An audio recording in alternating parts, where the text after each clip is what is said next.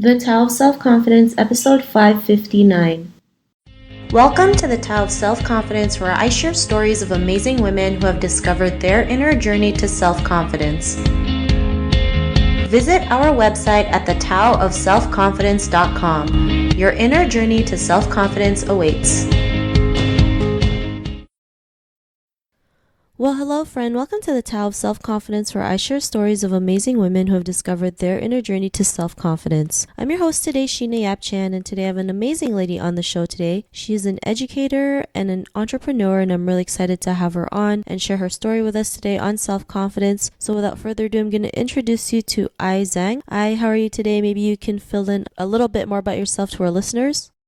Yes, definitely. And first of all, thank you so much for having me on your show. I feel truly honored and thank you. So a little bit about myself is I'm a native Chinese. I came to the United States in 2003 to pursue graduate school. So I went to Syracuse University and got my master in communication. And then I went to the University of Maryland and got my PhD. And then I started teaching in 2009 at a liberal arts college in New Jersey. So that's kind of my bio. Yeah. Thanks for sharing that. And what's your favorite self-confidence quote? So my favorite one is the best time to plant a tree was 20 years ago. The second best time is now. And I think this is a Chinese proverb, and I truly believe in this sentence. And I think regardless what we want to do in our lives, we need to take baby steps. We need to take action. That's how we get started. Thanks for sharing that great quote. And in your own words, how do you define self-confidence? I think self-confidence is that we do not compare ourselves to others, even though this is challenging to do from time to time. I think we should only compare ourselves to ourselves, and this is what I ask myself every day. If the me today is better than the me yesterday, I think I'm making good progress and I should feel proud of myself. And also to add up on that, we should not compare our current journey, especially if we are just starting out. And we should not compare our starting journey, to someone else who has already been on a journey for 10 years or 20 years. We should just only compare ourselves to ourselves. Thanks for sharing that great definition. And what was your life like before your discovery of self-confidence? My life is just basically a routine. I go to school, I teach my classes, and I grade students' papers, assignments, and I do research, I do surveys. Almost feel like I can see my future in 10 years, in 20 years, in 30 years. And that kind of felt like really scary to me. If I could predict myself in 10 or 20 years, I feel like I need to have some change. So that was kind of my life back then. Thanks for sharing that. And I know most people feel that way, right? Especially, working a job that they don't like. It's like a routine and they just feel like they're doing the same thing over and over and over again. Kind of like the movie The Groundhog Day. He's just in the same day every single day and it's like stuck in it. And, sometimes we just feel trapped. But what was that point when you realize, you can go out there and do and be more and have that confidence to do what you love? What was that aha moment? For me, and in academia, and after you get your tenure or after a few years, and you do get a research leave. So my turning point started with that research leave. So I got a 1-year research leave. I was relieved from teaching and surveys. I was mainly at home doing academic research. So I spent lots of time doing research. Also, I spent quite an amount of time listening to books and podcast interviews on topics related to social media marketing, self-development, spirituality, and entrepreneurship. And I think that was the first time I actually get to know myself, to truly get to know my interest, my passion. Was also the first time that I discovered this digital lifestyle. There were so many people doing work that they love. They have so much passion. I remember many people mentioned that they couldn't wait for Monday. They were excited to go to work on their empire. I was like, wow, that was an incredible feeling. I want to be like that. myself. So that was kind of like the trigger for me to embark on my self reinvention and rediscover myself and rediscover my interest. And then last year in April, we came to Korea due to my husband's job. So we spent already 1 year in South Korea. We have another year to go before we return to the US. And just coming to Korea and coming to this foreign place, foreign country where I do not speak the language really like triggered something within me. I was like, it made me more risk taking and embarked on a series of initiatives. And I was like, I started blogging, I started my Facebook live show. It was a very uncomfortable journey, yet I discovered so much about myself and learned so much myself. So those are kind of my aha moments. Thanks for sharing that. And it's, it does bring confidence when you go to an unknown place and like you have no idea, what the culture is and you just go with it, right?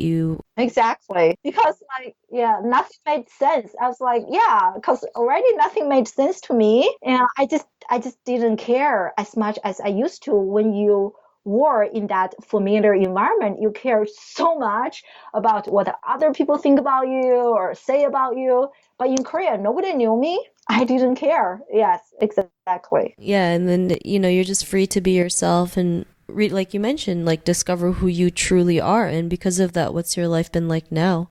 I shared with you earlier, I'm in this transition from being a traditional college professor to an entrepreneur. I'm still a college professor. I still teach classes, but I want to do much more than that.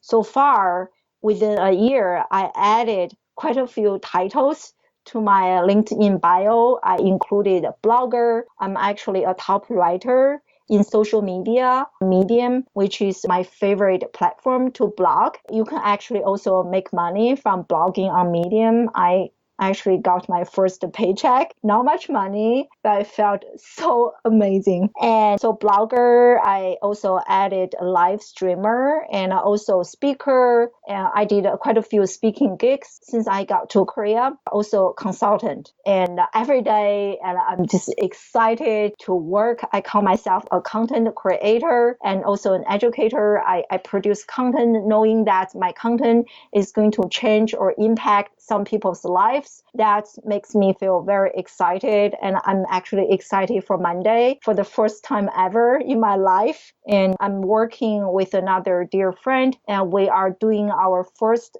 self-published book. So we interviewed a bunch of educators who have successfully transitioned to become an entrepreneur. And we also interviewed a few social media influencers, and we shared their stories. So our book is to encourage educators to see the possibilities outside of academia and also to show them how they can leverage social media to enhance their careers. And we want to use our book as a lead magnet to launch our Edupreneurship Academy, to do training, online courses, to really help educators to have more impact and income. So that's kind of another big project I'm working on right now.